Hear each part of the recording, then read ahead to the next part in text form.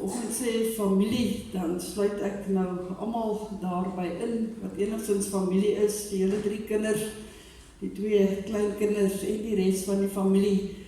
Ons is hier vir 'n baie spesifieke rede by mekaar, en dis om die troos van die Here te soek, en my gebed is, dat die Here regtig elkeen van ons se harte ook mag aanraak. Daarom gaan ons stil word, en ons gaan die Here aanroep in die woorde van Psalm 63, dan ontvang jy die seën van die Here. Ek soek U, o God, my God, ek dors na U. Ek smag na U soos in 'n dor en droë land, 'n land sonder water. Ek wil by U in die heiligdom wees, om U mag en grootheid te ondervind. U troue liefde is meer werd as die lewe, daarom sal ek U prys. Ek sal U my lewe lank loof, my hande ophef om U naam te prys. Ek weet, U is vir my 'n hulp, en dan juig ek oor die beskerming onder U vleuels. Ek bly altyd naby U, U hand ondersteun my. Amen. Geliefdes, genade, barmhartigheid en vrede vanoggend van God die Vader, deur die Seun Jesus Christus en deur die kragvolle en veral vanoggend die troostvolle werk van die Heilige Gees.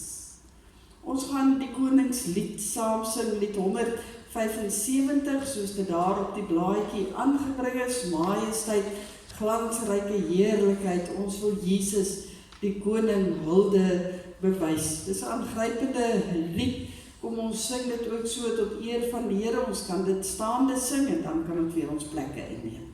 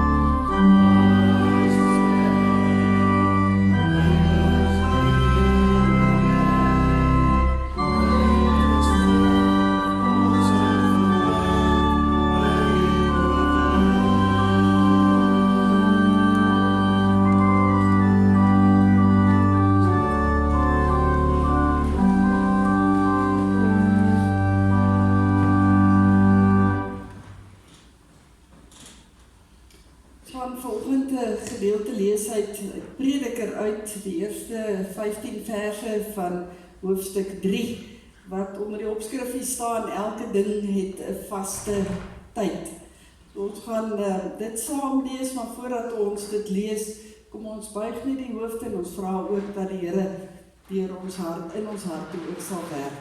Kom ons bid saam. Ons hemelse Vader, Here, as ons so voor U stil word, dan het U gehoor hoe ons U nou net aangeroep het, ook uit Psalm 63, dat ons werklik 'n behoefte het aan U teenwoordigheid. En as ons die woord vanoggend oopmaak, dan is dit om daarin ook te soek na dit wat U vir ons wil kom gee. En ons weet U werk op wonderlike maniere, en dat U 'n woord wat eeue oud is, kan gebruik en kan nuut maak, om in ons harte en in ons lewens in te praat, ook by 'n baie spesifieke geleentheid, by hierdie geleentheid waar daar met hartseer harte ook gesit word, waar daar ook trane op die wange is, en waar daar baie emosie, baie verskillende emosies ook in ons harte leef. Here, ons weet dat U die een is wat presies weet wat elkeen wat hier is vanoggend ook nodig het. En daarom bid ons dat U hierdie woord asseblief dan in ons harte sal laat insink. Want ons bid veral, Here, gee vir ons 'n oor om te luister.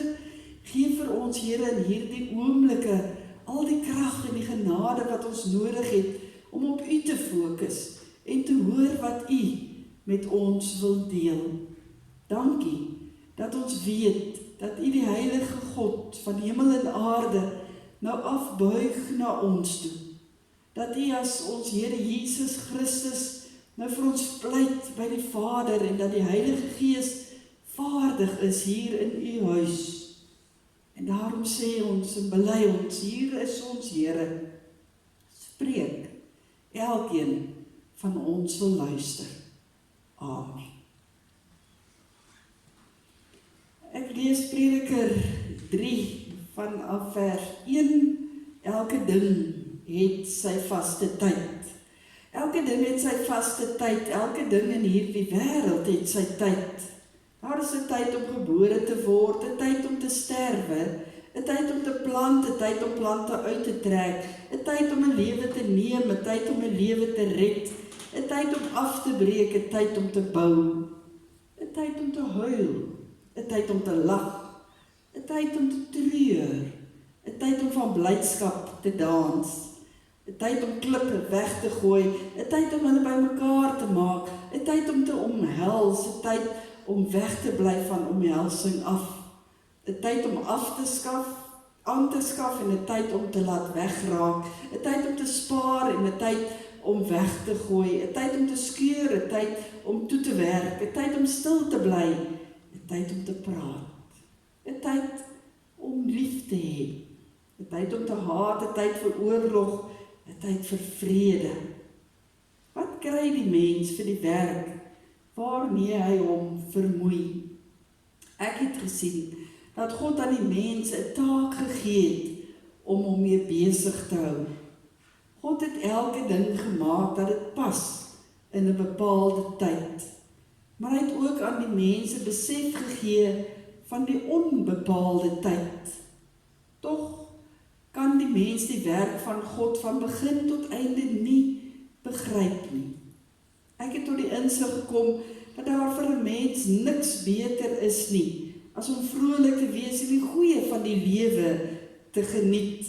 Dat die mens kan eet en drink en onder al sy arbeid nog die goeie kan geniet. Ook dit is 'n gawe van God. Ek het tot die insig gekom dat wat God doen blywend is. Jy kan daar niks byvoeg nie en jy kan daar niks van wegneem nie. God doen dit sodat die mens vir hom ontzag sal hê. Wat is, was reeds. Wat kom, was ook alreeds. God laat weer gebeur wat vroeër gebeur het. Ek gaan tot sover lees uit die woord van die Here. Ek wil vers 11 herhaal. God het elke ding gemaak dat dit pas in 'n bepaalde tyd. Maar hy het ook aan die mense besef gegee van die onbepaalde tyd. Tot sover uit die woord van die Here. Geliefdes in ons Here Jesus Christus, daar is 'n Griekse legende wat handel oor ene Minotaurus.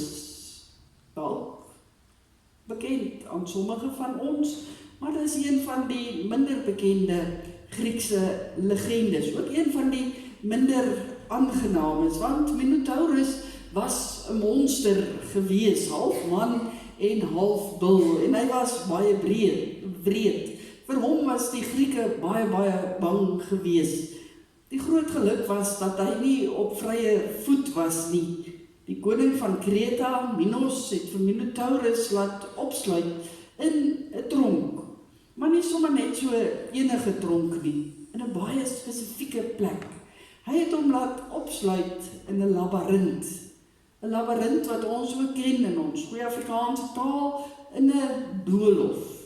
Daar waar 'n mens so deur gangetjies loop, op en af die hele tyd. 'n Doolhof wat bestaan uit 'n hele aantal gange en deurgange en paadjies. Al wat dit anders gemaak het in Minotaurus se geval, was dat daar geen ingang of uitgang was nie. Hierdie doolhof was toe. En om met Minotaurus in hierdie gange rondgeloop, verdwaal om en om in sirkels, eintlik in 'n wêreld sonder hoop, sonder uitkoms. Baie mense in ons tyd vandag voel nie veel anders nie. Baie mense, as jy bietjie rondgesels, praat ook van, hulle weet nie wat die toekoms inhou nie, dis onseker, ons weet nie watter kant toe nie. En ongelukkig is dit ook so dat baie mense sonder hoop ook lewe. Dat hulle reken dat die lewe niks meer bied nie. En saam met Prediker sug hulle, soos Prediker 1 vers 2 en 9 sê, wat was, sal tog maar weer wees, wat gebeur het, sal maar weer gebeur, daar is niks niets in hierdie wêreld nie, alles kom tot niks, tot niks. Om en om loop mense in hulle routine, in 'n lewe sonder koers, voel dit, of hulle geen, doelwit meer het nie. Soos Minotaurus in sy doolhof, dwaal hulle ook net elke dag gewoonweg aan. Daar kom en daar gaan. Wat was, sal weer wees. Wat gebeur het, sal weer gebeur. En in die proses is dit hartseer, dat baie mense hoop verloor. Dat ons voel ons is uitgelewer in 'n lewe van een dolle gejaag. Die ou en vra ons, waarheen? Na niks. Stewig gestel, afsloof, net om te gaan oorleef. Nou weet ek, dit klink vanoggend verskriklik negatief. Maar ek dink tog iets daarvan weer klink ook in ons harte, as ons ook by mekaar kom om van iemand afskeid te neem. Dan wonder ons oor die lewe, wonder ons oor ons eie lewens, en ons wonder waarheen hardloop ons, waarheen is ons op pad. Deur die genade skets Prediker vir ons nie net hierdie negatiewe prentjie nie. Hy kom hier in hoofstuk 3, en hy wil eintlik vir ons onderstreep, ja, dit is so, die lewe het 'n sekere ritme. Daar is tyd. Dalk moet ons iets sê oor die skrywer van Prediker. Hy was nie 'n profeet of 'n priester of 'n geskiedskrywer gewees nie. Hulle het gewoonlik oor die belangrike godsdienstige en historiese aspekte van die volk van Israel, God se volk, het hulle geskryf. Nee, die Predikerskrywer dink diep na oor die lewe. En hy vra na die sin van die lewe, of dit enigsins ergens te vind is. En hy dink na oor watter maniere van lewe sou wys wees en watter maniere van lewe sou onwys wees. Watter lewenstyl het waarde en watter nie. So in die tradisie staan die skrywer van Prediker dus bekend as 'n wysheidsleraar. Soos wat ons ook kry in Spreuke en in Job. Die Prediker is nie daarop uit om vinnige maklike antwoorde te gee vir die moeilike vraag van die lewe nie, van die worstelvraag nie. Hier in hoofstuk 3 dink hy na oor die ritmes en die routine van die lewe. En dan wys hy op een baie belangrike ding, en dit is dat dit nutteloos is om te lewe onder hierdie son sonder God. Dit is nutteloos om te lewe hier op aarde sonder God. Want dan gebeur dit dat ons voel asof ons vasval in hierdie doolhof van 'n lewe. Nee, een ding staan vir hom absoluut vas, nie net hier in hoofstuk 3 nie, uiteindelik in die hele boek Prediker. dat daar een ding is wat die mens opgeroep word om te doen. En dit is om die Here te dien, met hart en met siel. Hy sê dit ook in die gedeelte in vers 10, ek het gesien dat God aan die mens 'n taak gegee het om hom mee besig te wees. En daarmee is ons elke dag besig met dit wat die Here op ons harte gelê het om ons mee besig te hou. En daarom moet ons dit baie goed hoor, want sodra ons dit besef, dan lewe ons as mense met hoop. Dan kan ons vorentoe gaan. Want die tyd wat God vir ons skenk, moet nooit 'n tyd wees van verspeelde tyd en verspilde kanse nie. Ek dink julle as familie in die laaste week of 'n bietjie meer nagedink nogal baie oor tyd. Dalk het julle baie teruggedink aan die verlede tyd. Tannie Mariet se lewe. Haar lewe was veel meer as net hierdie laaste rukkie waar haar gedagtes nie meer tred gehou het met die tyd nie. Ja, haar lewe was ook van iemand wat groot geword het. Matilda het so mooi vir my vertel, maar ek kan nie als herhaal nie, ek glo, julle weet daarom dit, wat groot geword het, wat getrou het, wat kinders gehad het, kleinkinders gehad het. Julle as kinders kan terugdink aan kinderdae, aan dae en tye, saam met 'n ma, mooi herinneringe, tye saam met haar as volwassenes, sy as 'n ouma en julle twee kleinseuns se lewe, goeie tye, ja sekerlik ook aftye gewees, maar dis tyd wat God geskenk het. Hy het haar tyd gegee om te lewe hier op aarde. Wanneer 'n mens gaan soek in die woord van God, word daar eintlik ongelooflik baie gesê oor die tyd wat God vir ons skenk. En ek dink ons kan dit opdeel in 3 verskillende tye wat die Here vir ons gee. Ons kry genadetyd, ons kry leeftyd, en dan kry ons uiteindelik ewige tyd. Die genadetyd is nou. Hier waar ons nou sit. Genadetyd is beslissingstyd, dis konfronteringstyd. Ons lees dit ook in 2 Petrus 3 vers 9, as Petrus daar sê, die Here stel die vervulling van sy beloftes nie uit nie, al dink party mense so, nee, hy is geduldig met julle, omdat hy nie wil hê dat iemand verlore moet gaan nie, hy wil hê dat almal hulle moet bekeer. So God se genadetyd is elke sekonde, dis hierdie oomblik, dis hier waar ons nou weer na die evangelie luister, waar ons deur die Gees gekonfronteer word. Elke asemteug is genadetyd uit die hand van die Here.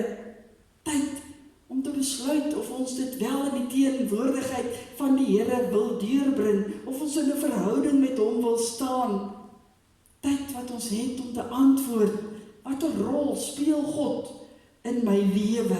Wonderlik as ons kan sê, maar hy is die spulpunt waarom alles draai. Daarom kan ons daarop voortbou en die res van ons tyd ook daaraan spandeer.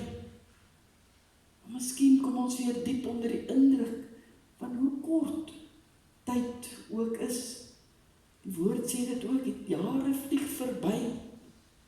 Dink die mense is baie bewus daarvan, een oomblik as jy nog 20, as jy jou oë uitvee, as jy weer 50. Die tyd vlieg verby. En daarom moet ons die genade tyd, wat God vir ons gee, moet ons aangryp.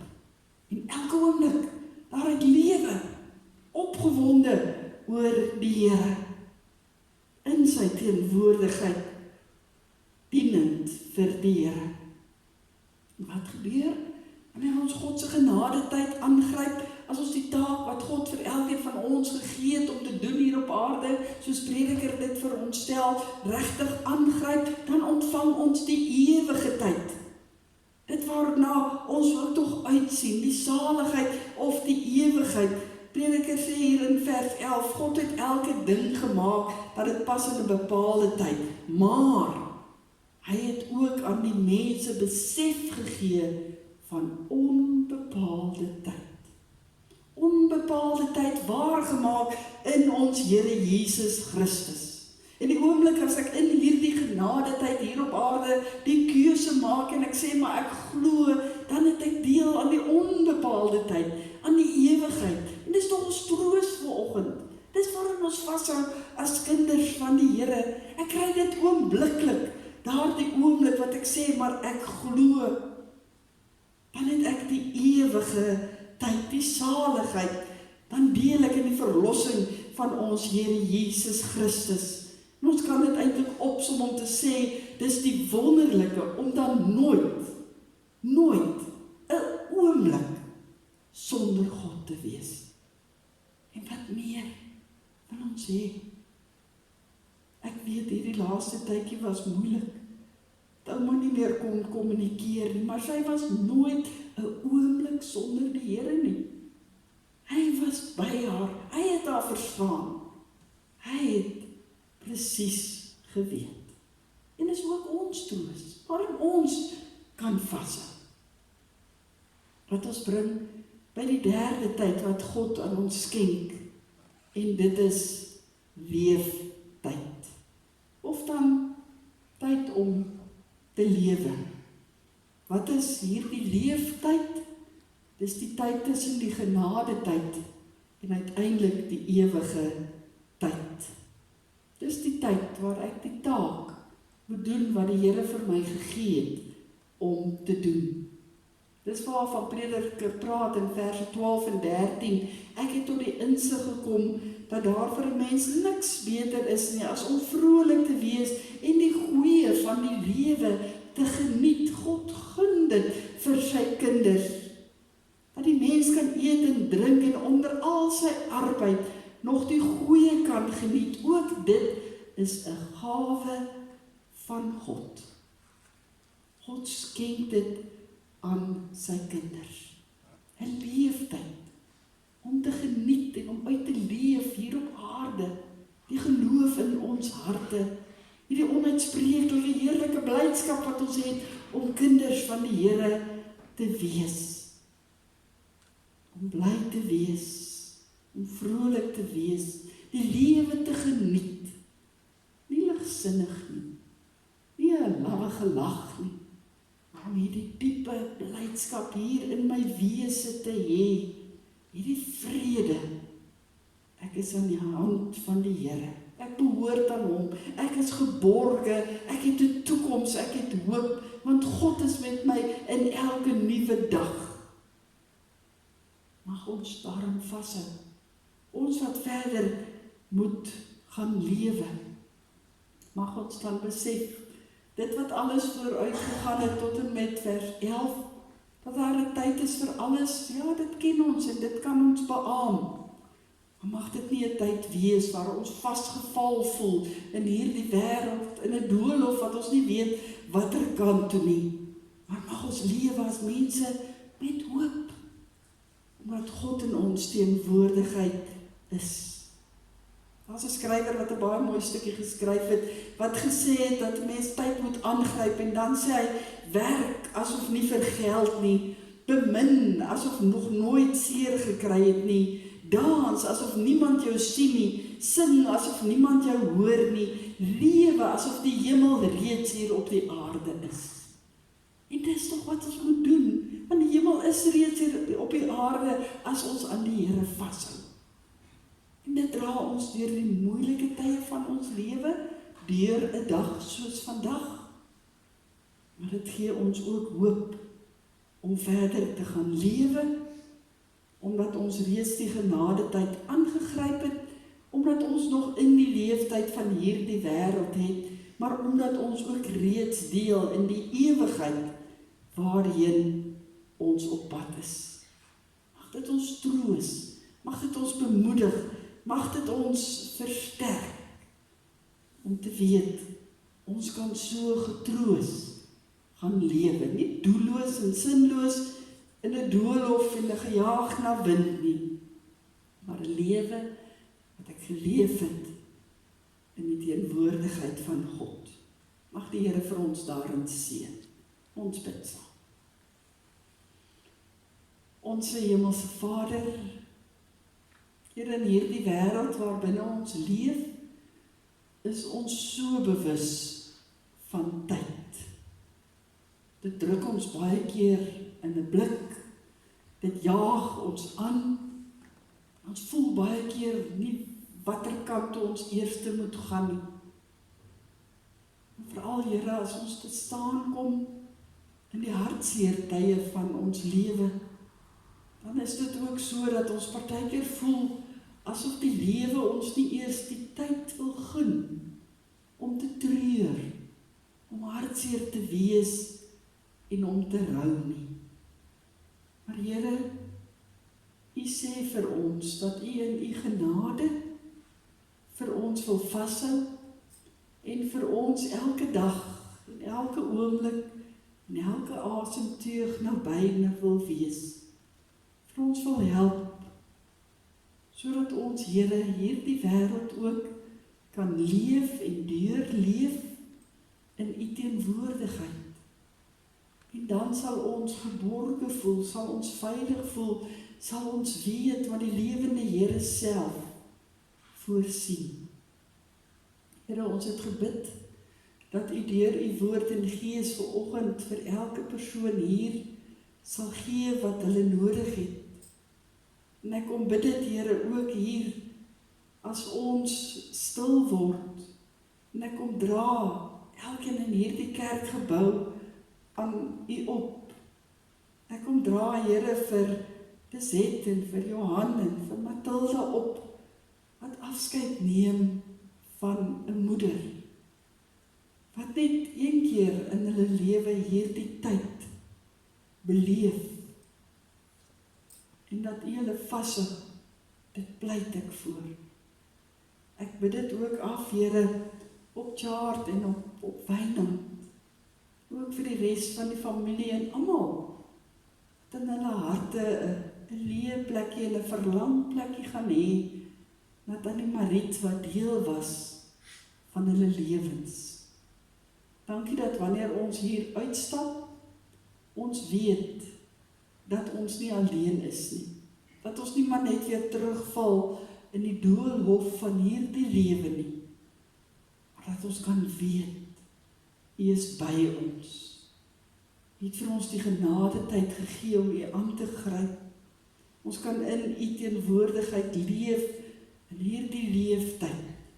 En ons is op pad, daar waar 'n ewigheid in U teenwoordigheid vir ons wag. Ons gun haar wat ons vooruit gegaan het, daardie plekkie. En gee dat ons voluit sal lewe, om ook deel te hê aan 'n ewigheid. In Jesus naam. Amen.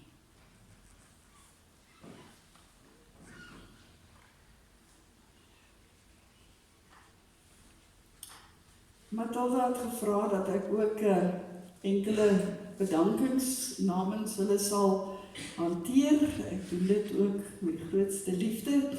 En vergewe as ons in die proses dalk per ongeluk vergeet het, maar ek dink daar is groot waardering vir elkeen wat ook in hierdie dag hier by hulle is en die liefde wat 'n mens ook vir hulle mee kan toevou.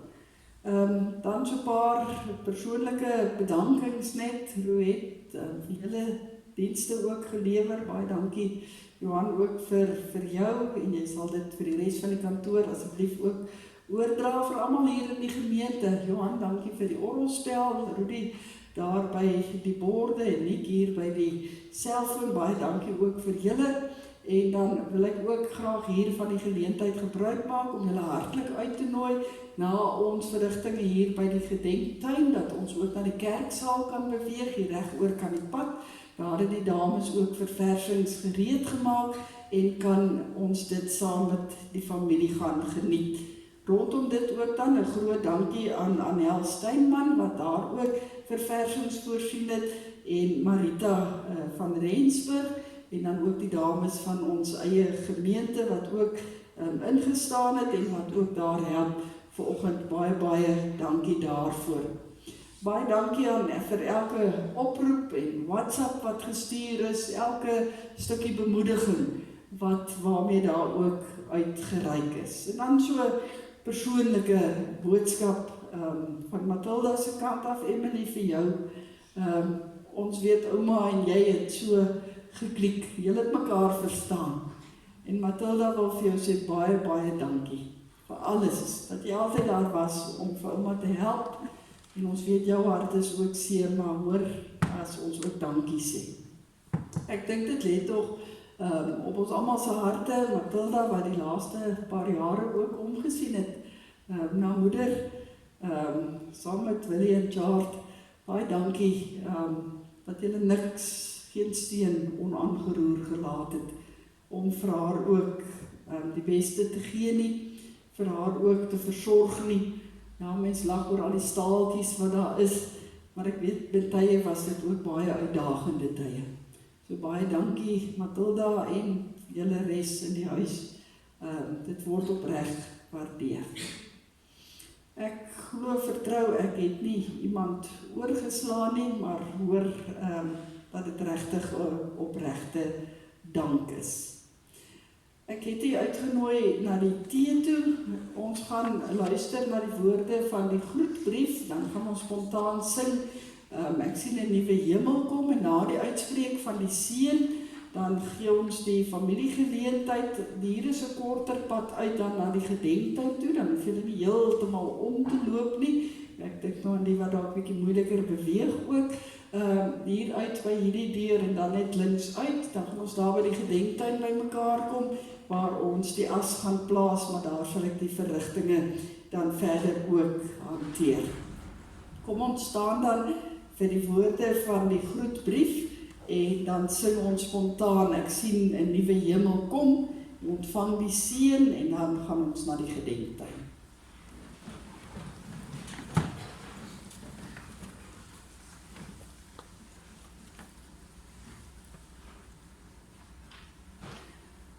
Ons treur oor haar heen gaan, maar in ons droefheid is ons dankbaar teenoor die Here vir die lewe wat haar gegeen was. As gelowiges staar ons nie vas teen die dood en graf nie, omdat Jesus Christus, die koning van die kerk en ons lewe, dit reeds oorwin het.